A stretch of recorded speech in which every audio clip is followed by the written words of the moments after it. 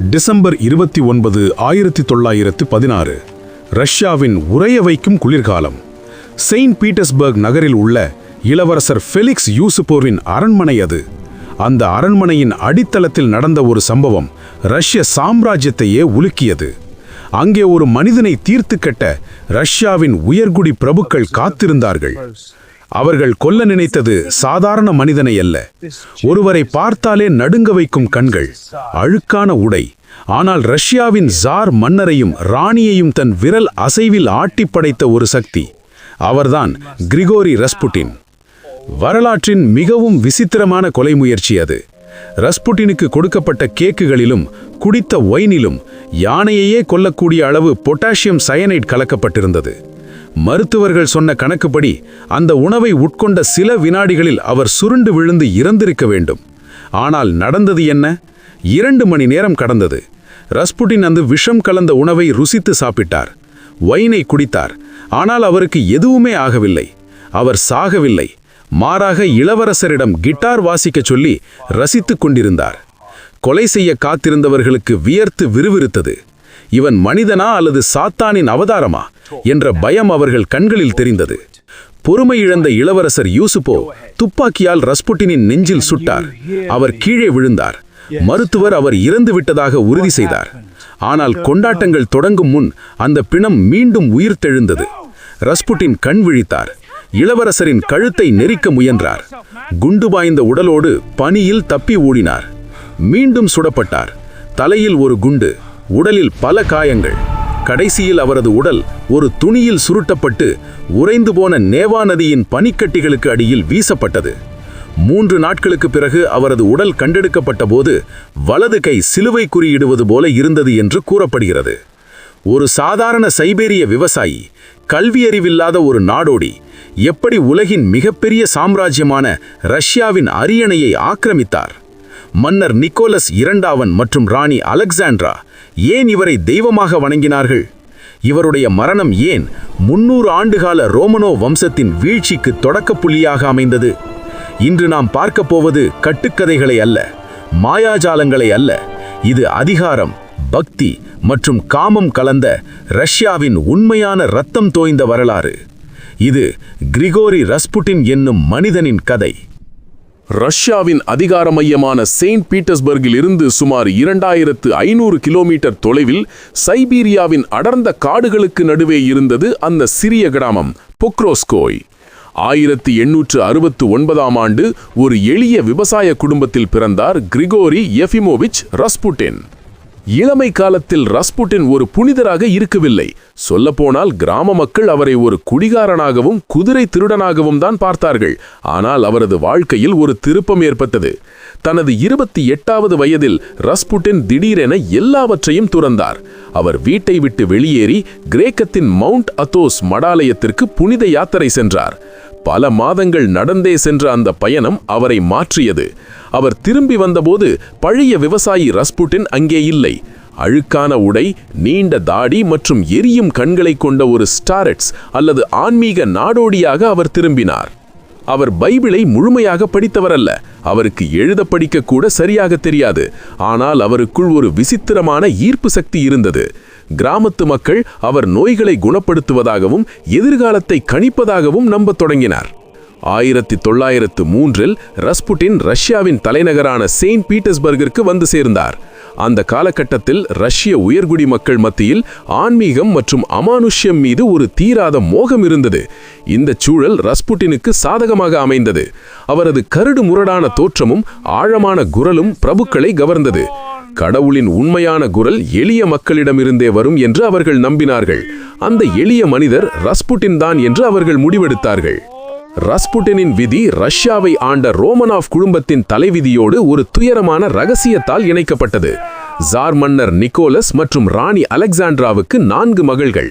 கடைசியாக நீண்ட வேண்டுதலுக்கு பிறகு ஒரு மகன் பிறந்தான், இளவரசன் அலெக்சி.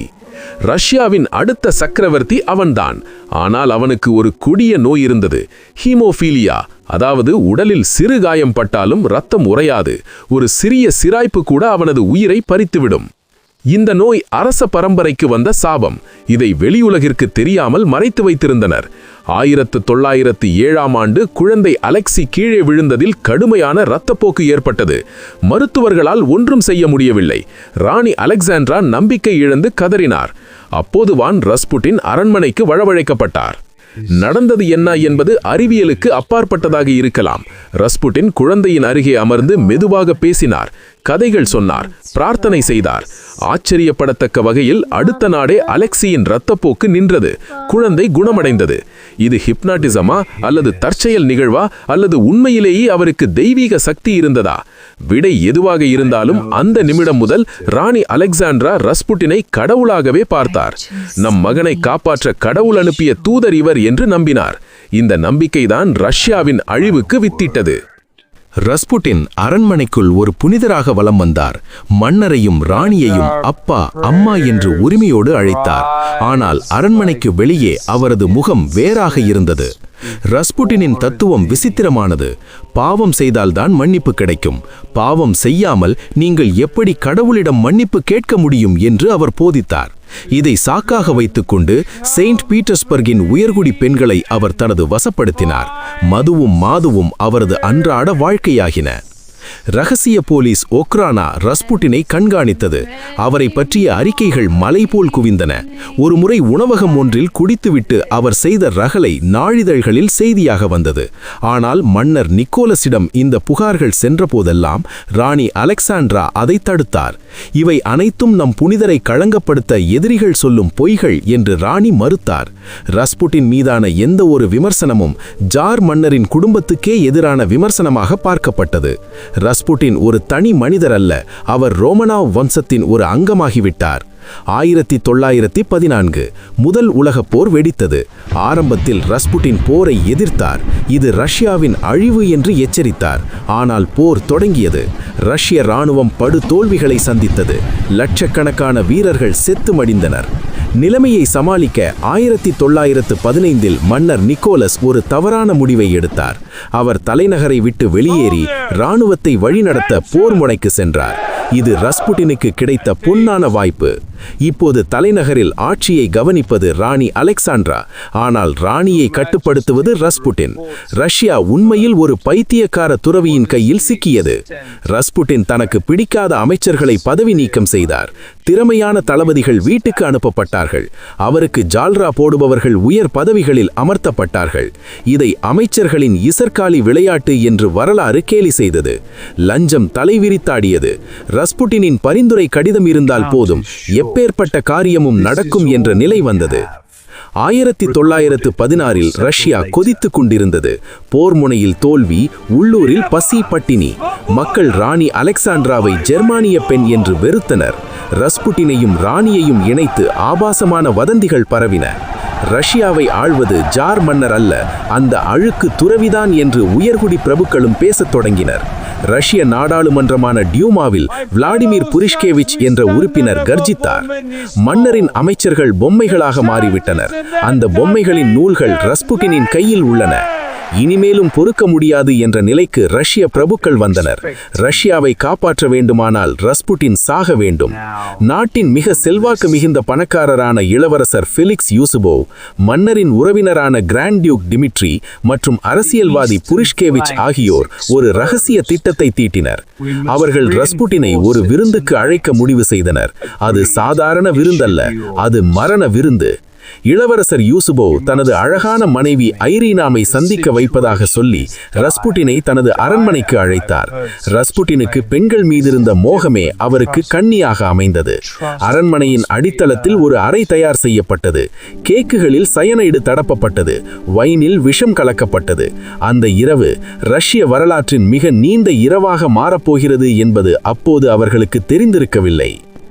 டிசம்பர் 30, 1916 3 நாட்கள் தீவிர தேடுதலுக்கு பிறகு நேவா நதியின் பனிக்கட்டிகளுக்கு அடியிலிருந்து ரஸ்புட்டினின் உடல் மீட்கப்பட்டது.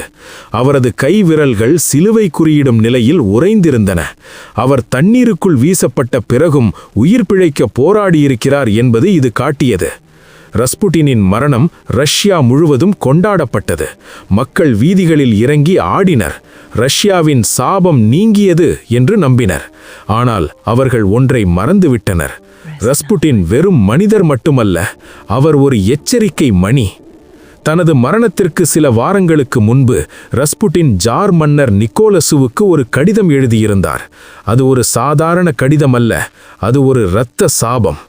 அந்த கடிதத்தில் அவர் எழுதியிருந்த வரிகள் இவைதான்: ஜார் மன்னரே, நான் பொதுமக்களால் கொல்லப்பட்டால் உங்கள் வம்சம் இன்னும் 100 ஆண்டுகள் ஆட்சி செய்யும். ஆனால் உங்கள் உறவினர்களான உயர்குடி பிரபுக்களால் நான் கொல்லப்பட்டால் 2 ஆண்டுகளுக்குள் உங்கள் குடும்பத்தில் யாரும் உயிரோடு இருக்க மாட்டார்கள். ரஷ்ய மக்களே உங்களை கொன்று விடுவார்கள்.